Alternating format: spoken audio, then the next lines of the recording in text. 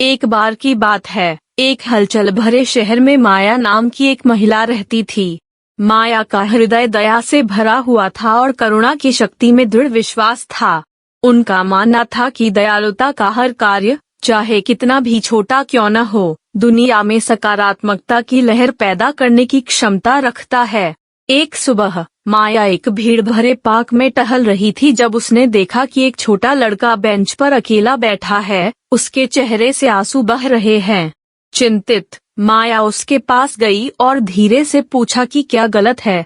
Ethan नाम के लड़के ने बताया कि पार्क में खेलते समय उसकी पसंदीदा खिलौना कार खो गई थी। माया एथन के बगल में बैठ गई, उसे एक सुकून देने वाली मुस्कान दी।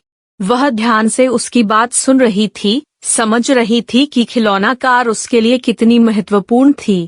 माया ने एथन को अपना खोया खिलौना खोजने में मदद करने का फैसला किया, क्योंकि वह जानती थी कि कभी कभी दयालुता का एक छोटा सा कार्य किसी के दिन को रोशन कर सकता है। उन्होंने एक साथ पार्क की तलाशी ली, विधिपूर्वक हर नुक्कड़ की जांच की। जैसे ही उन्होंने खोज की, माया ने अन्य पार्क आगंतुकों के साथ बातचीत की, एथन की खिलौना कार को खोजने के अपने मिशन के बारे में बताया। जल्द ही अन्य लोग खोज में शामिल हो गए, उनके दयालु हृदयों को माया की करुणा ने छू लिया। बात पूरे पार्क में फैल गई और लोगों ने एथन की कहानी को सोशल मीडिया पर शेयर करना शुरू कर दिया। समुदाय ने कारण के पीछे रैली की, समर्थन की पेशकश की और संदेश को दूर दूर तक फैलाया। जो लोग शारीरिक रूप से वहां नहीं पहुंच सके, उन्होंने प्रोत्साहन के संदेश भेजे और खोई हुई खिलौना कार को बदलने की पेशकश की। दिन हफ्तों में बदल गए और खोज जारी रही। एथन की खिलौना कार खोजने के अपने साझा उद्देश्य से बंधे अजनबियों के रूप में पार्क दया और एकता का केंद्र बन गया। करुणा और समुदाय की शक्ति को उजागर करते हुए स्थानीय समाचारों ने दिल को छू लेने वाली कहानी भी उठाई। एक शाम जब माया और एथन पार्क छोड़ने वाले थे, लिली नाम की एक युवा लड़की उनके पास आई। लिली ने एक खिलौना कार बाहर निकाली, उसके चेहरे पर एक बड़ी सी मुस्कान आ गई। मुझे यह मिला, उसने खुशी से कहा। यह पता चला कि लिली पार्क में अपने खेल के समय के दौरान खोई हुई खिलौना कार पर ठोकर खा गई थी।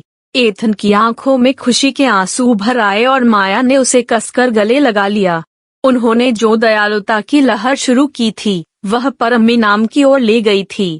सामूहिक प्रयास और उनकी दयालुता के सकारात्मक प्रभाव को पहचानते हुए समुदाय ने एथन और उसकी प्रिय टॉय कार के पुनर्मिलन का जश्न मनाया। लेकिन कहानी यहीं खत्म नहीं हुई। माया की करुणा और समुदाय की प्रतिक्रिया से प्रेरित होकर एथन और उसके परिवार ने इसे आगे बढ़ाने का फैसला किया। उन्होंने जरूरतमंद बच्चों को दान करने के लिए खिलौने इकट्ठा करने के लिए एक खिलौना अभियान का आयोजन किया। माया के सहज भाव से शुरू हुआ दयालुता का कार्य अब सद्भावना और उदारता के आंदोलन में विकसित हो गया था।